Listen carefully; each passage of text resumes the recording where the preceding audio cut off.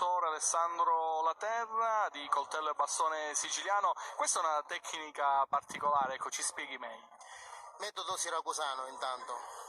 Noi lo pratichiamo a Siracusa, anche se è diffuso, il coltello e il bastone siciliano sono diffusi in tutta la Sicilia e ogni provincia, persino a volte ogni paese ha la sua peculiare tecnica. Tutte si somigliano, ma ogni maestro dà una sua impronta personale. Nel caso mio è il maestro Raffaele Irmino, mio insegnante da quasi 20 anni.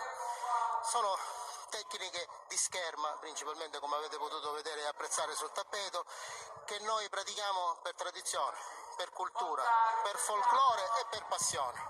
Siamo nell'era delle armi da fuoco, delle armi nucleari. Ormai imparare la scherma lo si fa per sport, per tradizione, per cultura e per passione personale. Non ha più alcun senso. Purtroppo i fatti di cronaca riportano spesso che cose che riguardano il coltello, ma non sono gente che pratica scherma, sono solo gente arrabbiata e molto sfortunata che ci va di mezzo. Che posso dirvi a proposito della scherma? Il maestro Irmino ha codificato una scuola con una ginnastica, dei percorsi, quelle che chiamano forme di scherma, sia di bastone che di pugnale.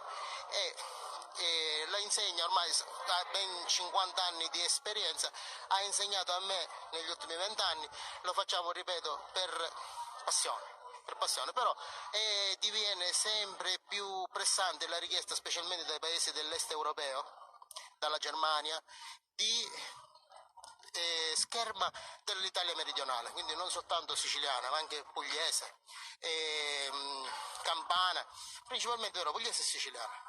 Difatti sono più interessati gli stranieri, ad essere sincero, e alla nostra tecnica meridiana dell'Italia meridionale, che non gli italiani stessi.